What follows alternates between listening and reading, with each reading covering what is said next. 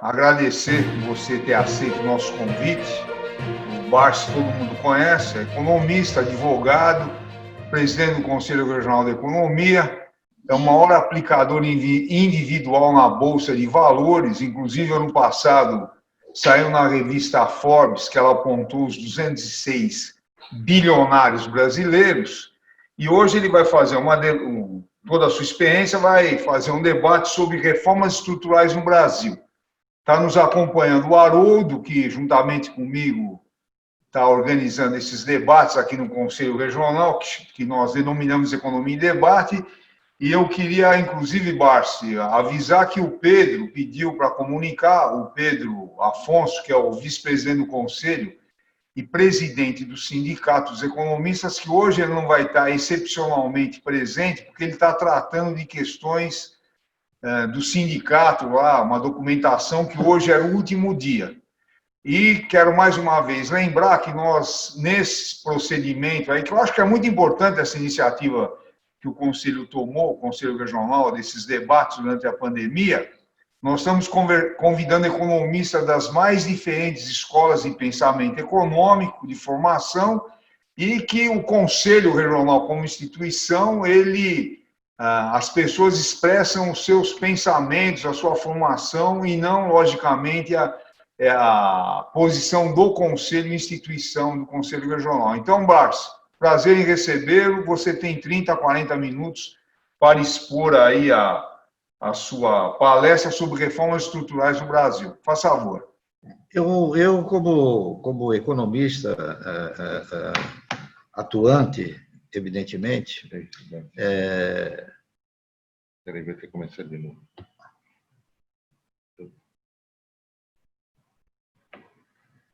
Pode falar. Primeiramente, bom dia a todos. É um prazer participar aqui com toda a equipe do Corecon e mais aqueles que eventualmente se dispuserem a ouvir a nossa palestra, não é isso? Nós interpretamos que este tema, reformas estruturais, é um tema palpitante e um tema sempre atual. Lamentavelmente, o Brasil optou, em algumas ocasiões, por produzir reformas tentando modificar custos por projeto, coisa que em nenhum país a gente conseguiu examinar fatos dessa natureza. Nós tivemos, num passado não muito distante, a ex-presidente Dilma, né, tentando modificar o custo do setor de energia elétrica através de um projeto. E isso acabou redundando em problemas muito sérios para o setor, causando assim, desconforto geral para a maioria das empresas, muitas acabaram perdendo concessões, não é isso? Então, eu interpreto da seguinte maneira: essas reformas estruturais, elas precisam de uma atenção muito mais significativa do que aquilo que nós temos tido dado a elas, não é? Por exemplo, nós temos a possibilidade de reformar portos, aeroportos, energia elétrica, no setor hídrico, no setor solar, no setor eólico, tá certo? Nós precisamos de recursos externos. Há um entendimento de que no mundo existe excesso de capital onde ele não tem condições de ser aportado. E, consequentemente, eu interpreto que este excesso de capital eventualmente talvez pudesse ser direcionado para nosso país. Então, nós tivemos uma mudança estrutural que parece ter ocasionado uma fuga desses capitais aqui para o Brasil, que foi a modificação da forma como se produziram as concessões, não é isso? As concessões elas eram direcionadas como concorrências, evidentemente, e ganhava aquele que produzia o quê? Que produzia o maior benefício, o maior e o melhor benefício para o contribuinte, tá certo? Com isso, nós tivemos a oportunidade de muitas empresas do setor, muitas empresas estrangeiras, como a SDT, a S Corporation, a ISA e outras empresas como a Iberdrola, está entendendo? Teve uma outra italiana também, que agora me foge o nome. Muitas delas vieram e se hospedaram aqui no país, investindo seus recursos, não é isso? Nós tivemos como exemplo do ingresso do capital estrangeiro no setor de telecomunicações.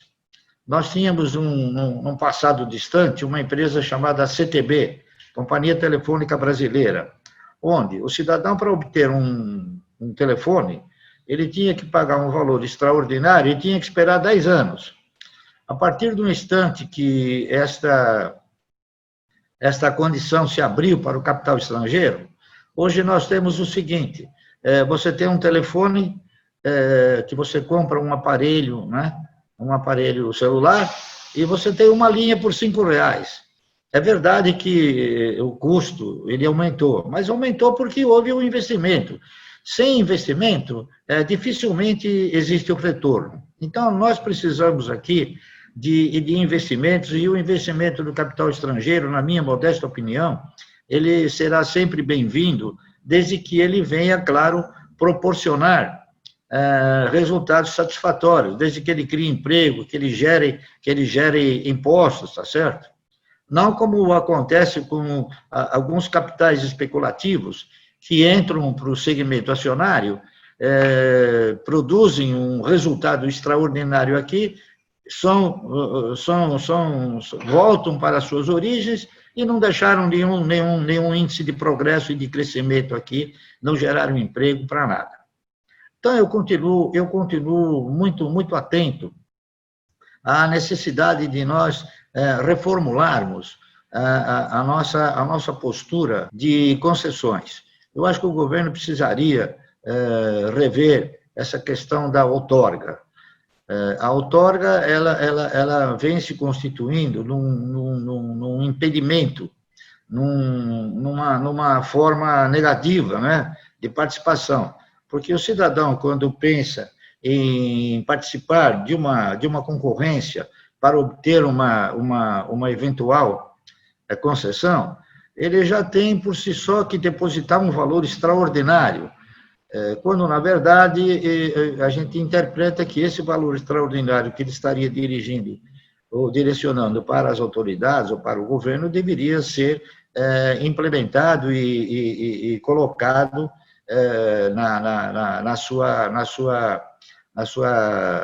o direcionamento dessa concessão, no sentido de melhorá-la, no sentido de produzir facilidades para o público, não é isso?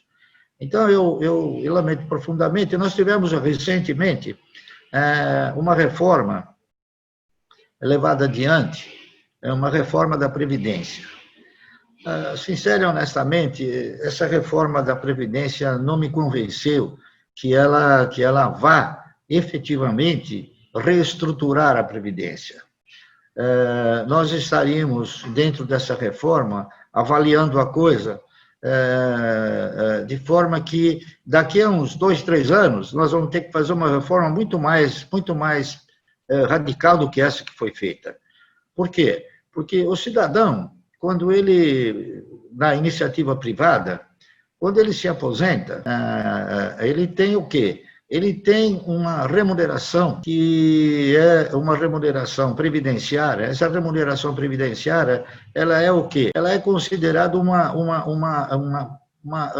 ele passa a ser um provedor, ou seja, o indivíduo ele acaba recebendo um X% de tudo aquilo que ele aplicou e contribuiu, não é isso? Enquanto que o cidadão que está no setor público, ele não se aposenta nas mesmas condições de ter o quê? De ter uma provedoria. Ele continua recebendo o mesmo salário. Então, o que aconteceu dessa reforma? Não houve uma reforma de transformar o setor previdenciário em um provedor apenas. Ele continua sendo também um empregador.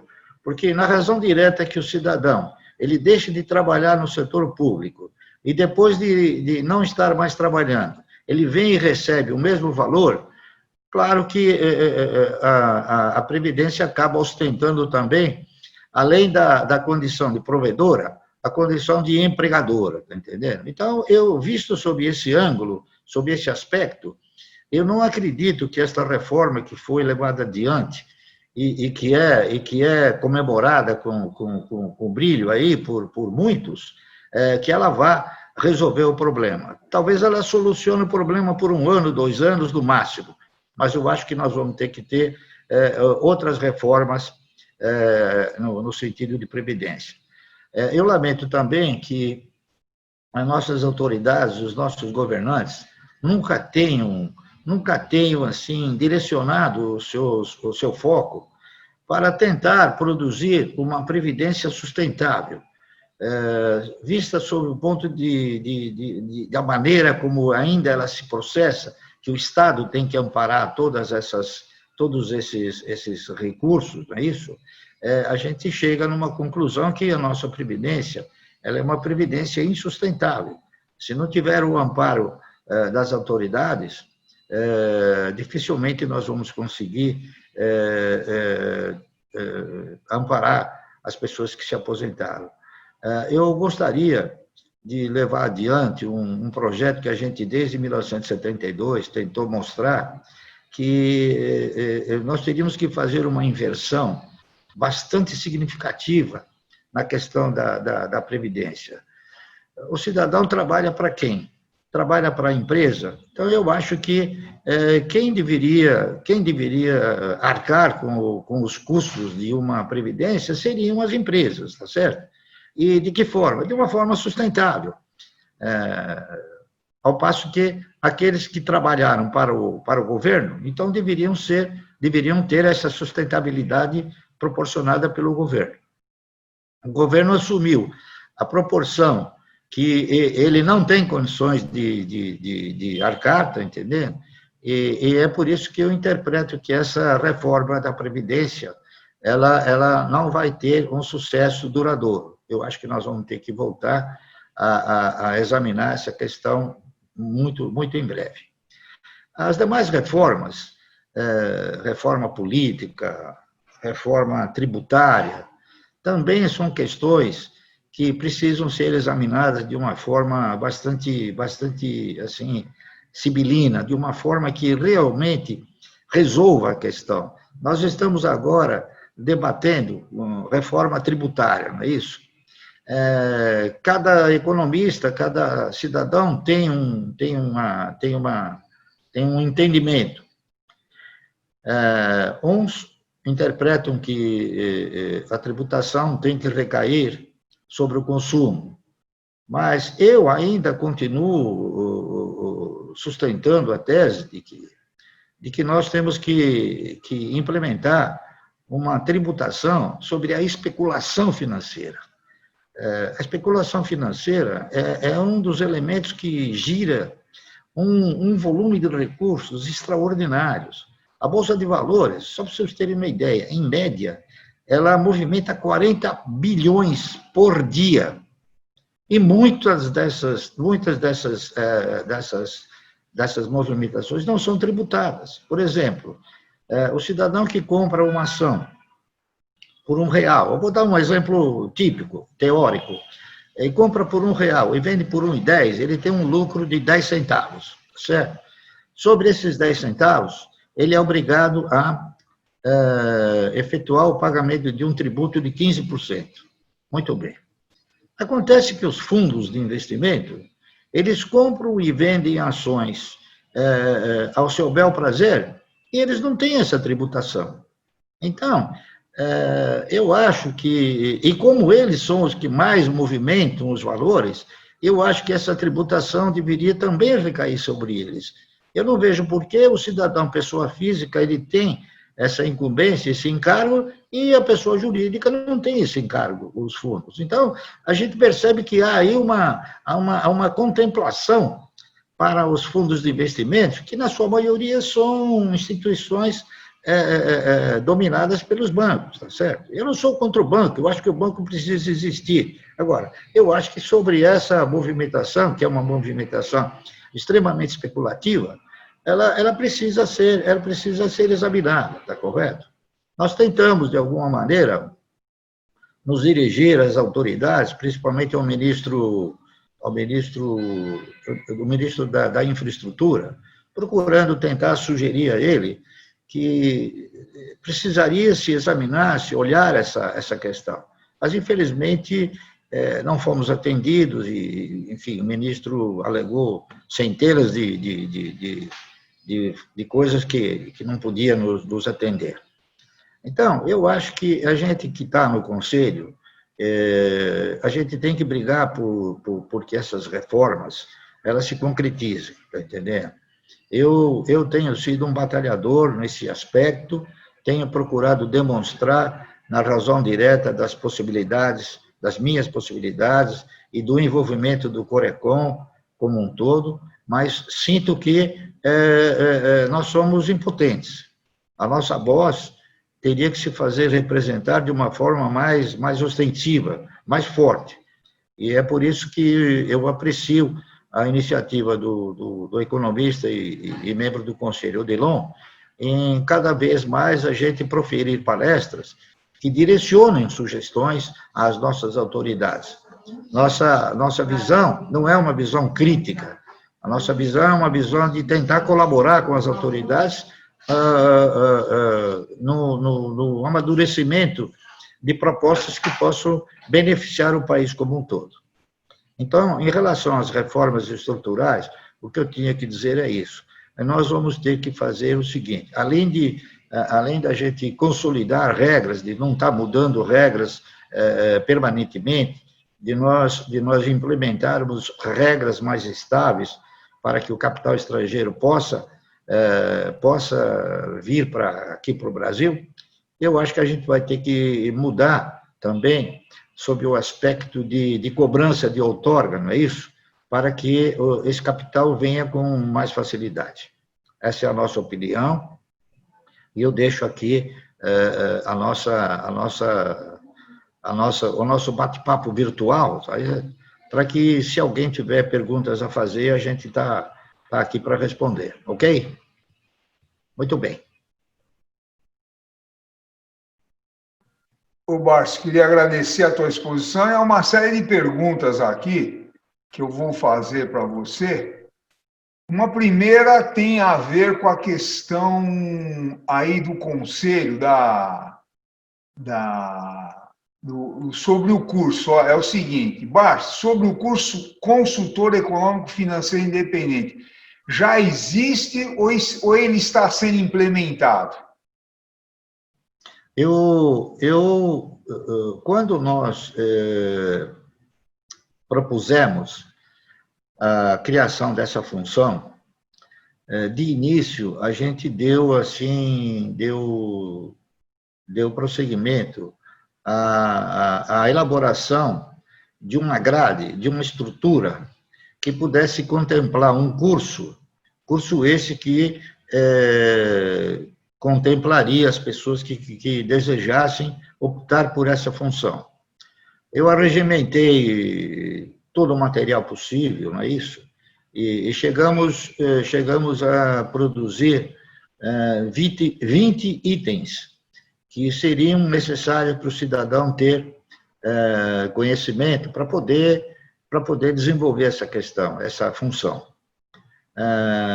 Diante de outras dificuldades que a gente veio a ter, eu fiz o seguinte, eu passei esse material para o presidente do Sindicom, do sindicato, o economista Pedro Afonso, que se comprometeu a concluir esse estudo que eu dei início, né? Eu entreguei todo o material para ele, porque, conversando com o presidente do COFECOM, ele nos disse o seguinte, que para que a gente pudesse certificar as pessoas, seria importante que nós implementássemos um curso nessa direção. E é o que nós estamos fazendo. Esse curso eu deixei para que o economista Pedro Afonso, presidente do sindicato, para que ele concluísse a grade toda com todas as definições possíveis e imagináveis. Eu acredito que em breve essa estrutura deverá estar já concluída e com isso então nós formatarmos um teste ou então um curso, não é isso, que possa viabilizar a certificação da pessoa para que ela venha a exercer essa função de consultor econômico-financeiro independente. É claro que aqueles que já tiverem uma experiência muito grande, eu acho que talvez eles, mediante um teste que poderá ser levado a efeito no sindicato, provavelmente no sindicato, já que o Corecon, a função dele não seria essa, a função do Corecon seria brigar pela nossa classe, não é isso? Então, o sindicato que tem essa função, a gente direcionou a ele essa incumbência. Não tenha dúvida nenhuma que o economista Pedro Afonso está empenhado também em concluir esse curso e, claro, direcioná-lo para os economistas que se interessarem pela questão. Mas está em andamento. Eu posso lhes afirmar que está em andamento e o economista Pedro Afonso, volto a repetir, com certeza, num espaço pequeno, breve, ele deverá ter essa estrutura toda concluída. Tá bom? Essa pergunta foi feita pelo Alessandro Noitel. Agora tem uma do Haroldo, que é sobre o investimento estrangeiro nas telecomunicações. Muitas alterações estão em curso. E a disputa sobre os ativos da Oi e a disputa que está havendo sobre os ativos da Oi revelam interesses nesse segmento. O setor é estratégico para o país? Como dinamizá-lo, o setor das telecomunicações? Bom, o setor de telecomunicações ele é importante para qualquer país, não é só para o Brasil, não é isso? Acontece que a Oi ela passou por um período de dificuldades, passou por um período de extrema canibalização, eu diria até, e ela acabou se colocando numa posição extremamente difícil de se resolver, né? Existem agora alguns interessados, inclusive capital estrangeiro, não é isso? Mas ainda não há uma definição. Não há uma definição porque as próprias regras impostas pelo órgão regulador não permite que outras companhias como, sei lá, a TIM, a Vivo, e outra mais, não me lembro qual é a outra, que elas... Claro, a Vivo e a TIM participem, porque senão se constituiria num monopólio, não é isso? Então, a coisa parece que precisaria ser fatiada, e este fatiamento não parece assim muito interessante, tá certo? É uma questão que está sendo solucionada, é uma questão que está sendo avaliada, não é isso? E ainda não se concluiu.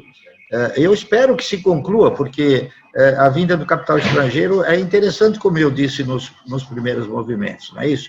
E a vinda do capital estrangeiro para esse setor da economia é uma vinda que radicaliza a postura de investimento, porque na grande maioria da vinda de capital estrangeiro, ele tem vindo no sistema não de investimento, e sim de aproveitar oportunidades de mercado, no caso, especulação.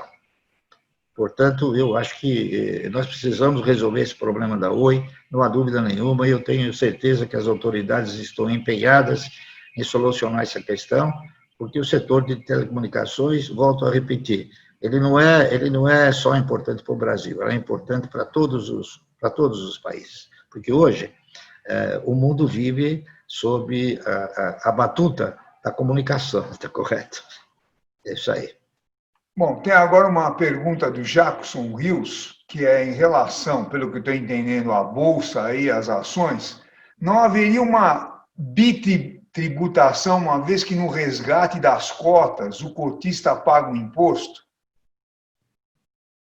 Na verdade, você falou bem, o cotista ele paga um imposto, mas o fundo não paga, quem paga é o cotista, tá certo? O fundo devia pagar pelo fato da manipulação, da especulação. Odilon, se você que é uma pessoa física é obrigado a pagar por essa participação no mercado, por que o fundo tem que estar isento disso? É uma pergunta, não é isso?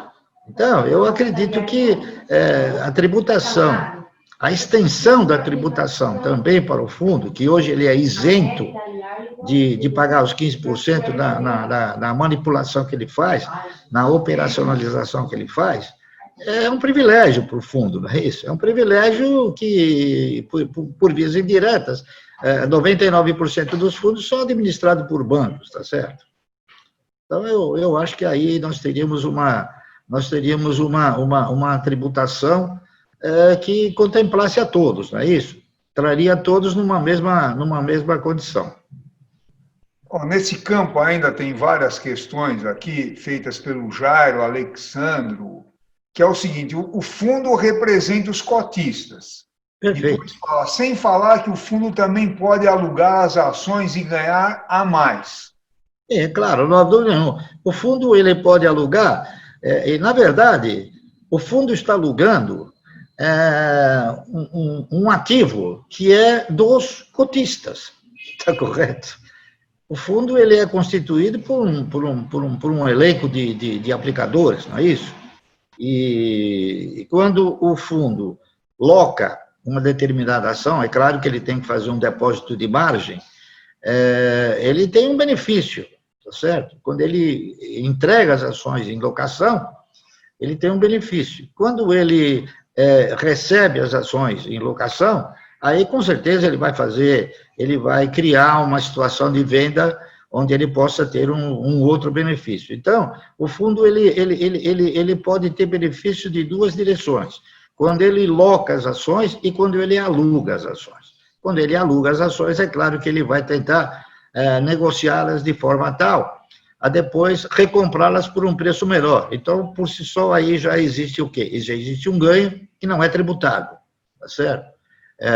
E quando ele loca as ações, ele tem o quê? Ele tem um percentual por esta locação.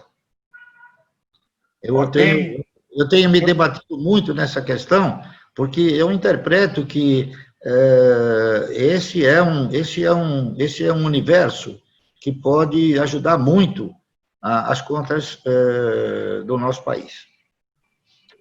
Tem uma pergunta do Zé Roberto. Presidente, precisamos incluir os economistas no Simples Nacional. Precisamos fazer lobby no Congresso Nacional. Pagamos muito imposto. Os contadores conseguirão prestando um serviço ao MEI. E nós podemos ir muito além, orientando as finanças, inclusive consolidar nossa posição. O que o senhor acha dessa afirmação? Bom, eu acho o seguinte, eu acho que economista é uma profissão como uma outra qualquer, como o contador, não há dúvida nenhuma. O cidadão, nada impede que ele monte um escritório e passe a dar consultoria econômica financeira. Só que, para poder produzir uma consultoria econômica financeira independente junto ao mercado de capitais, você precisa da anuência da CVM. E é isso que o COFECON está tentando também implementar, tá correto? Agora, nada impede que o economista também se registre com uma MEI, tá certo? Ou com um Simples, para poder produzir uma assessoria econômico-financeira a quem de direito. Lamentavelmente, o único impedimento que nós temos, ele tem sido criado pela CVM. A CVM interpreta que a nossa profissão gabarita, né?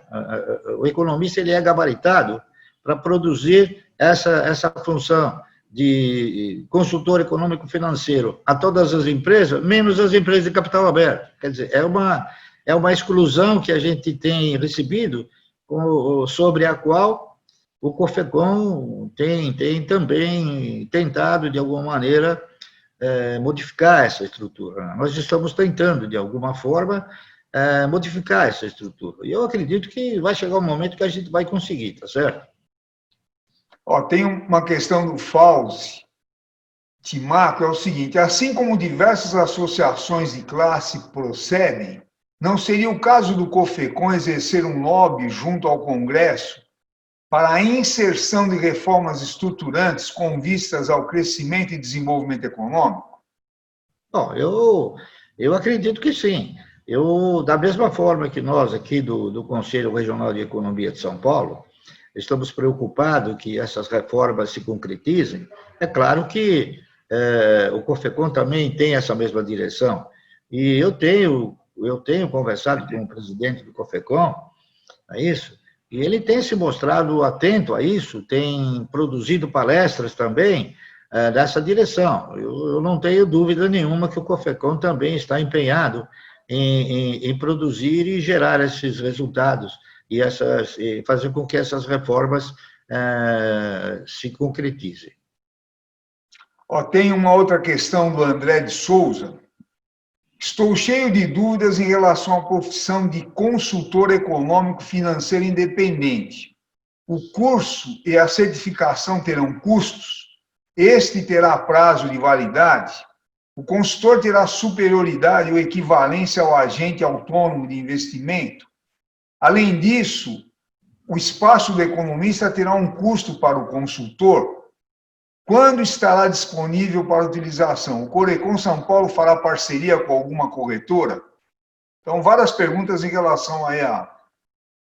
Bom, deixa eu, pela ordem, responder. Primeiro, nós conseguimos criar o espaço de economista elaborando uma parceria com uma sociedade corretora de peso, representativa sociedade corretora, que ela tem um banco de investimentos por si só e agora está complementando um banco comercial. Segundo, o economista que se propuser a acionar esse mecanismo da função de consultor econômico financeiro independente, ele não terá ônus nenhum. A única coisa que eu acredito que ele vai ter que ter é uma certificação que comprove que ele tem condições de exercer essa profissão, tá certo? Ele pode ter se formado economista, mas ele pode ter se formado economista numa instituição que formou acadêmicos e não homens de mercado, não é isso?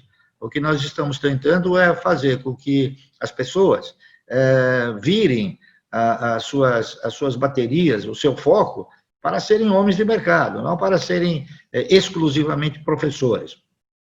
O professor é um ser importante, o acadêmico também, nem sei se ele é tão importante assim, mas o que eu reputo ser muito importante é o cidadão ele se formar com o direcionamento de operar no mercado de capitais, não é isso?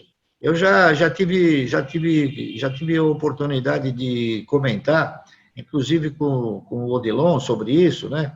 O Odilon, ele batalha bastante, e eu respeito essa disputa dele, essa briga que ele tem, de fazer com que todas as prefeituras do país tenham um economista que possam desenvolver uma estrutura orçamentária capaz de orientar a prefeitura de forma tal que ela não cometa erros, não cometa equívocos, né?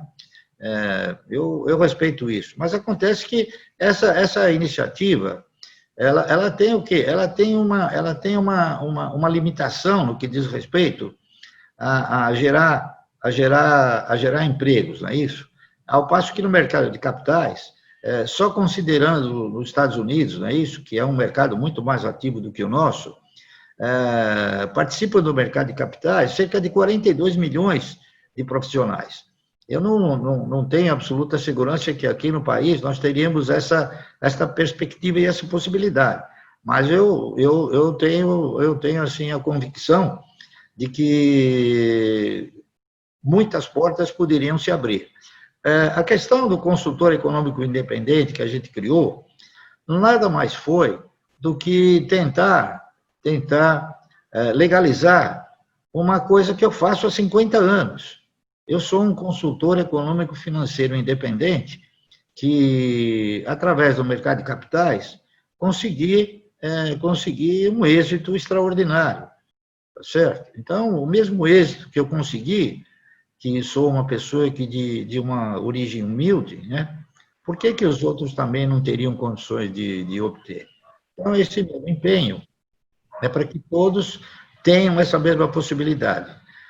Respondendo ainda ao moço aí, esqueci o nome dele, aqui no Corecon, André, nós aqui atendemos a todas as pessoas.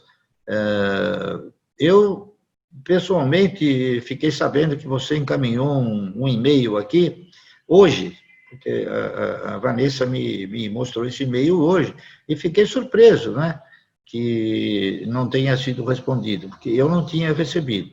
E outra coisa, eu recebo a todos aqui, eu nunca deixei de receber ninguém, e nunca deixei de atender ninguém no telefone, desde que eu esteja, é claro, né, tá certo?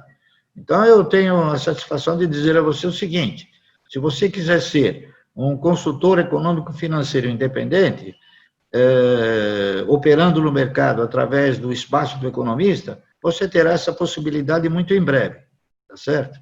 Quando eu digo muito em breve, eu digo questão aí, talvez, de esperarmos a possibilidade de nós inaugurarmos esse espaço, né? Onde o cidadão possa vir publicamente, tá correto?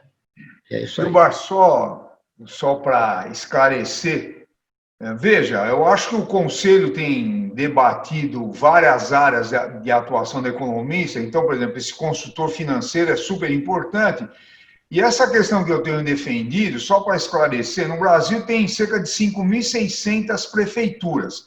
Lógico que não são todas que podem contratar um economista, mas você tem centenas de prefeituras que devem contratar o economista, porque o economista tem uma formação de planejamento, e não o contador, sem nenhuma visão crítica ao contador. O contador tem outro tipo de formação.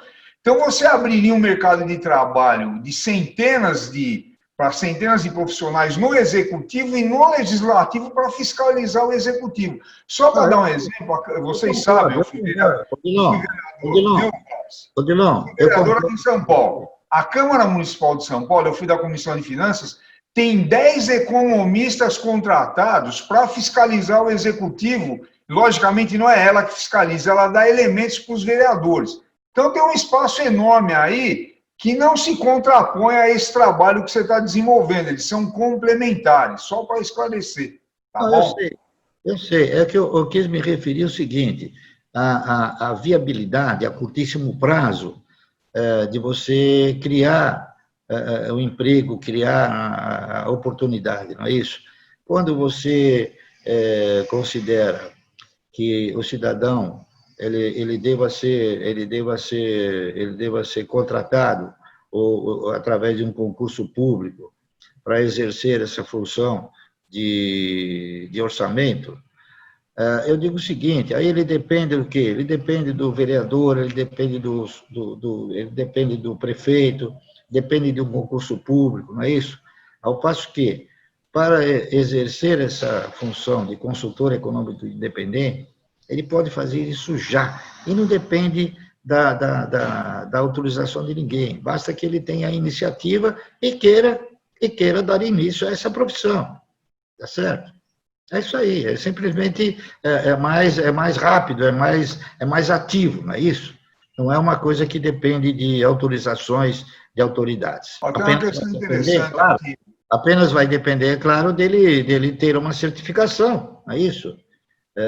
Ainda, essa função de consultor econômico financeiro independente, nós tentamos implementá-la de forma tal que ela seja assim mais abrangente do que o agente autônomo de investimentos. O agente autônomo de investimentos, na realidade, ele é um executor de ordens, ele não tem autoridade para nada, ele não pode analisar, ele não pode orientar, ele não pode sugerir, não pode fazer nada. E um consultor econômico financeiro independente, ele teria todas essas qualidades a serem desenvolvidas. Ok? A diferença é essa. Tudo bem. Ó, tem uma questão interessante levantada pelo Marçal, desculpa. Veja o seguinte, o economista é um profissional multimercado, é formado com ampla visão, contudo, muitas vezes falta a ele uma maior especialização na área que pretende atuar. Aí ele pergunta, qual é a possibilidade do Corecon montar cursos ou mesmo parceria com cursos que possibilite uma maior qualificação dos economistas para atuarem tanto no mercado privado quanto no setor público, cursos com o foco desejado pelo mercado ou mesmo necessário nos setores público ou privado. Isso poderia ampliar a empregabilidade dos profissionais. Questão que o Marçal está levantando, então, do conselho aí, pela nossa multiformação, desenvolver cursos mais de especialização. Como é que você vê, Barsi? Eu vejo isso daí uma iniciativa extremamente favorável. Não há dúvida nenhuma. Recentemente, nós aprovamos em plenária, da qual você participou, a edição do segundo livro de perícias econômicas, não é isso? Que também é um campo extenso para o economista, não é? As perícias econômicas. Agora, nós estamos aí tentando formatar alguns cursos que eventualmente talvez possam complementar a formação do indivíduo quando sai da faculdade. Esse do consultor econômico financeiro independente é o primeiro deles. A gente espera organizar outros cursos também, não é isso? No sentido de aprimorar os conhecimentos do economista e para que ele possa exercer essa função das mais variadas formas possíveis. Tem outras questões, voltando aí à questão da Bolsa de Valores. Alguns colegas aí, está tendo uma polêmica aqui, por escrito, sobre a taxação de dividendos se caracteriza como bitributação ou não. Pois o resultado da empresa antes da distribuição já foi tributado, e outros colegas dizem que não. Como é que você vê isso? O dividendo, com certeza, eu tenho absoluta segurança, porque eu estou no mercado há 52 anos, e eu convivi com inúmeras etapas de tributação sobre dividendos, não é isso? O dividendo já chegou a ser tributado com 10%, e depois ele deixou de ser tributado, não é isso?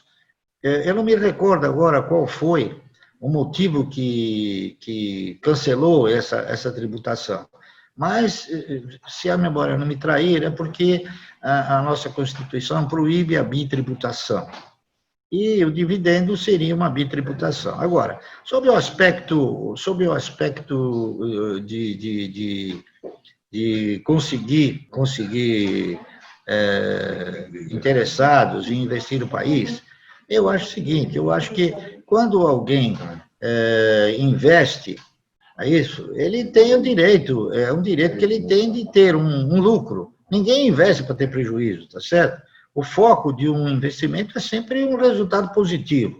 Eventualmente, ele pode ter resultados negativos. Agora, eu acho justo que ele trazendo capital externo para cá, onde ele possa gerar emprego, produzir impostos, tá certo? É lógico que ele queira ter um resultado dos seus investimentos. E é muito natural também que ele tenha condições de tirar um proveito através do dividendo.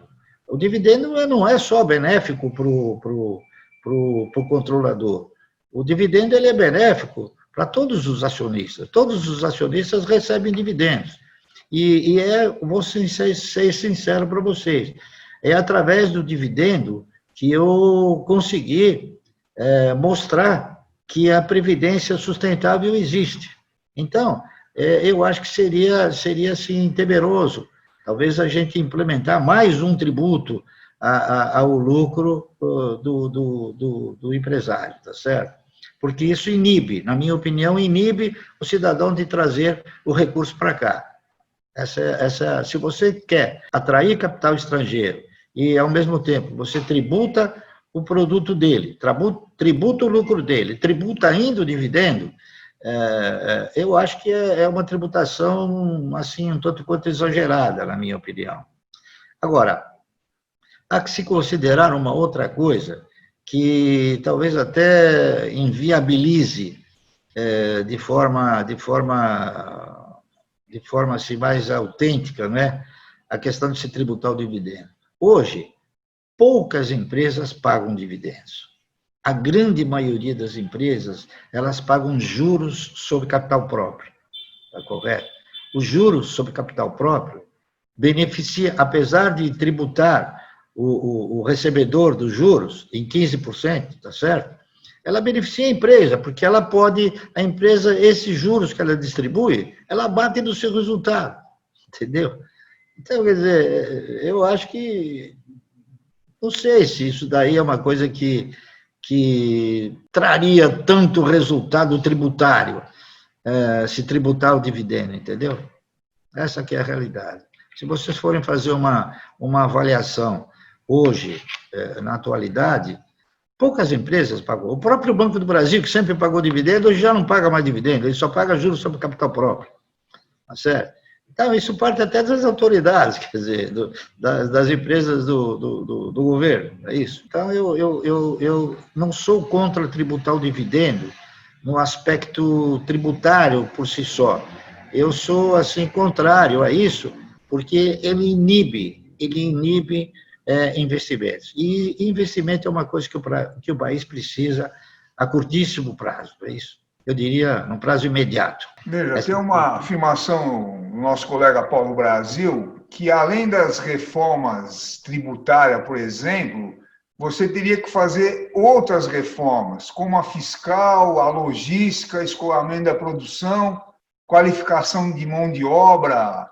Quer dizer, ele amplia esse debate da reforma, além do que você colocou, tributária, etc., para essas outras reformas. Não, eu acho que eu no início do nosso bate-papo, eu disse o seguinte, que existem reformas que são importantes, tá certo? Reforma tributária, enfim, todas elas. Mas, na minha modesta opinião, a reforma mais importante é a reforma política. Porque, veja bem, são os políticos que determinam tudo o que acontece nesse país. Então, e eu acredito o seguinte, que com esta democracia, jamais os políticos vão fazer uma reforma contra eles, porque são eles que vão implementar essa reforma. Essa que é a verdade. Bom, presidente, tem a Celina, nossa colega, levanta aí a questão das reformas estruturais, que são extremamente importantes, que você já colocou. E antes de passar a palavra para o Haroldo, que junto comigo está desenvolvendo esse trabalho, eu queria fazer uma pergunta, professor. Vamos lá. Como é que você está vendo essa disputa do 5G entre os Estados Unidos e a China e o Brasil nessa história toda? Como é que se você tem acompanhado, que é uma questão de extrema importância? Eu acompanhei, há uma disputa entre os Estados Unidos e a China, claro, por esta conquista tecnológica, não é isso? Agora, eu acho que quem descobre, quem conquista, tem que ser o beneficiário, não é isso? Isso é óbvio. Eu acho que, se a China descobriu, a China vai ter que ser o beneficiário disso, não é isso? Talvez isso daí possa ser um ciúme de não ter descoberto a coisa, né? É uma disputa sobre a qual eu até prefiro que o Brasil não se intrometa, porque, lamentavelmente, em matéria de pesquisa e desenvolvimento, nós estamos muitos anos atrás. Eles são dois países que priorizam muito a pesquisa e o desenvolvimento. Eles investem muito nisso, né? E é lógico que, investindo nisso, eles vão ter resultados satisfatórios, não é isso? É isso aí. Então, eu prefiro não debater. Preferiria também que o Brasil não se intrometesse nisso, porque isso aí é, como se diz na gíria, é briga de cachorro grande.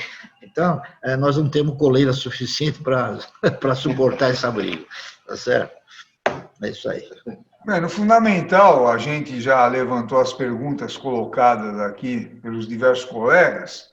Eu queria passar aí para observações aí do Haroldo. Faça favor. Bom, é uma gentileza do professor Barsi dar uma aula dessa para a gente aqui. Eu agradeço extremamente as palavras proferidas, a gente aprende muito.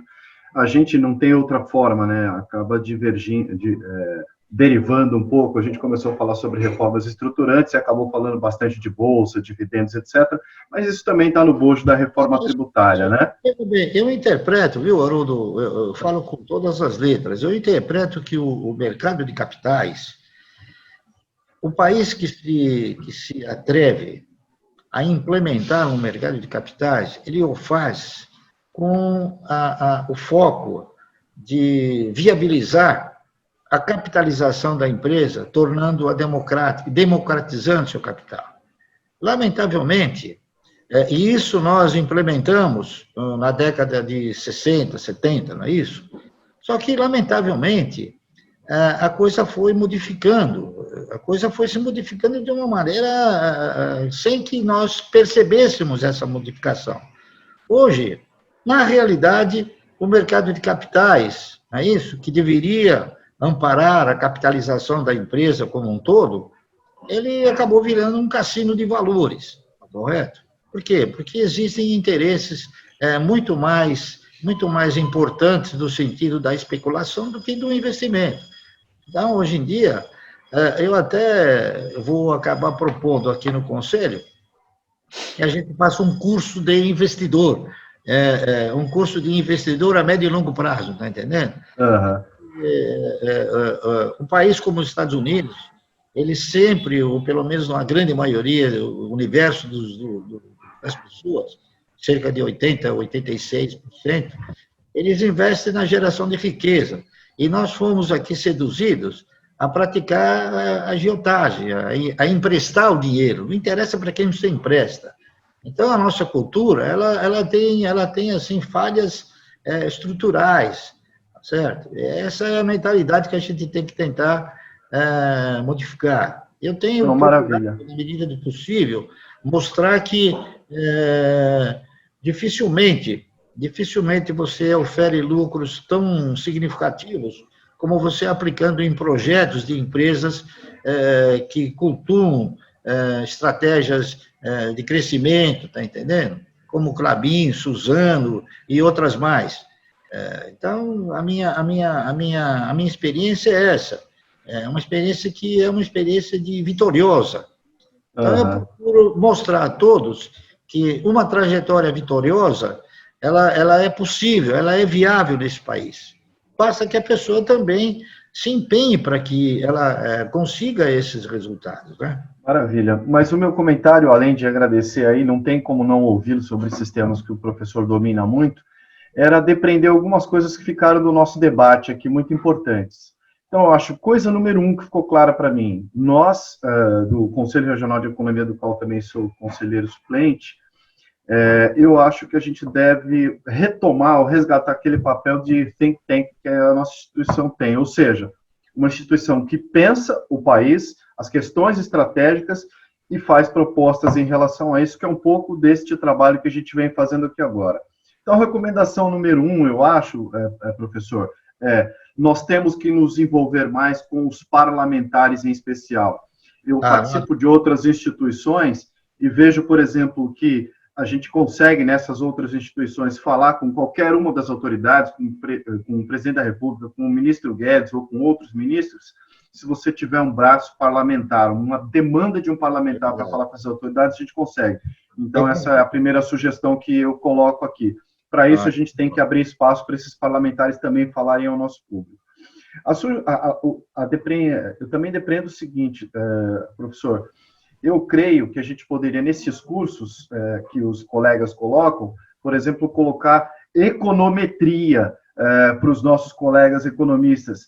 é uma área do conhecimento muito valorizada em vários segmentos do mercado e que nós, economistas, na maior parte das faculdades, temos aí 1 semestre ou 2 semestres e isso se desenvolve tão rapidamente com os algoritmos e as questões computacionais que seria interessante a gente rememorar e fazer isso. E eu acho que com esse espaço que o Corecon está colocando, a gente poderia, assim, investir um pouco nisso e fortalecer a nossa profissão. E, por último, presidente, agora de uma forma muito objetiva, eu acho que o Corecon poderia também, inclusive, encomendar alguns estudos, nem que para isso tem que fazer alguns investimentos. E eu digo um exemplo de estudo que podia ser feito.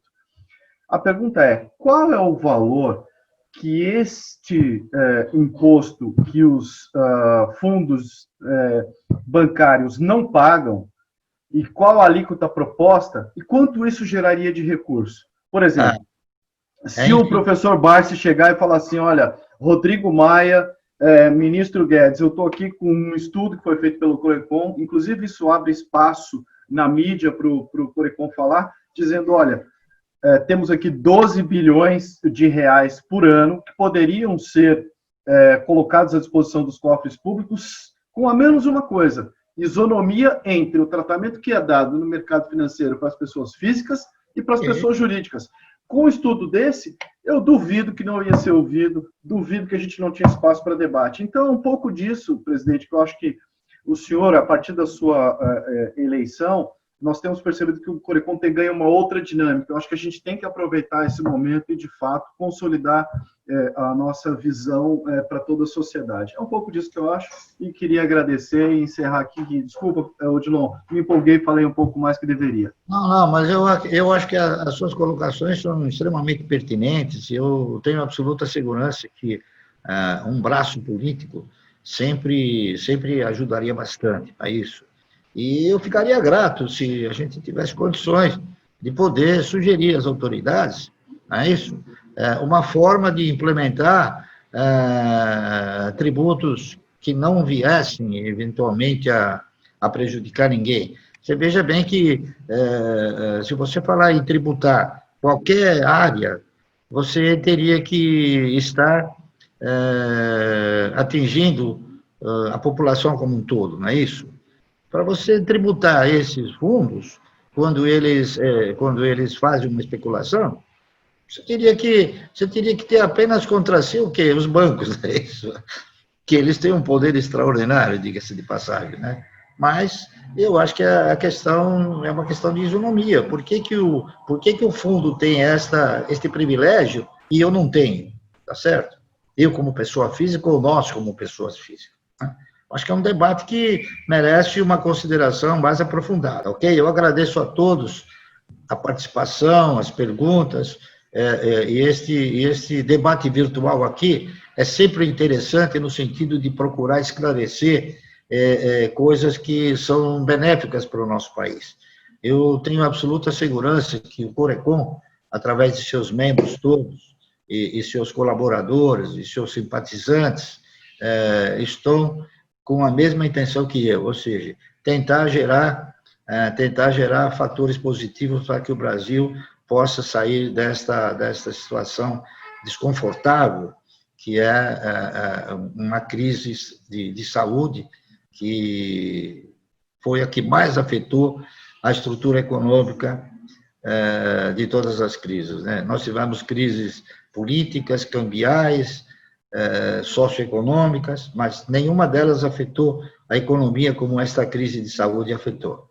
Portanto, eu acho que nós temos que estar todos envoltos, né, em tentar direcionar a coisa de forma tal que a gente resolva essa questão antes da questão de saúde e depois a questão econômica. Eu tenho esperança que nós chegaremos a um resultado comum e positivo, muito embora a situação se apresente como um tanto quanto difícil. Tá bom? É isso. Saúde, presidente. Eu agradeço a todos. Muito obrigado pela disposição que você teve de fazer essa brilhante palestra para nós. Eu queria agradecer, então, a você e a todas as colegas economistas e os economistas E a partir da semana que vem, nós vamos entrar no mês do economista, a Semana do Economista, nós vamos desenvolver várias palestras aí, do ponto de vista de colaborar aí com o desenvolvimento da categoria. Boa tarde a todos, muito obrigado, um abraço. Muito obrigado a todos, eu agradeço, tive a honra de participar desse debate aqui, ok? Um grande abraço a todos. Boa tarde a todos, parabéns, Odilon, pela condução dos trabalhos aí. Um abraço.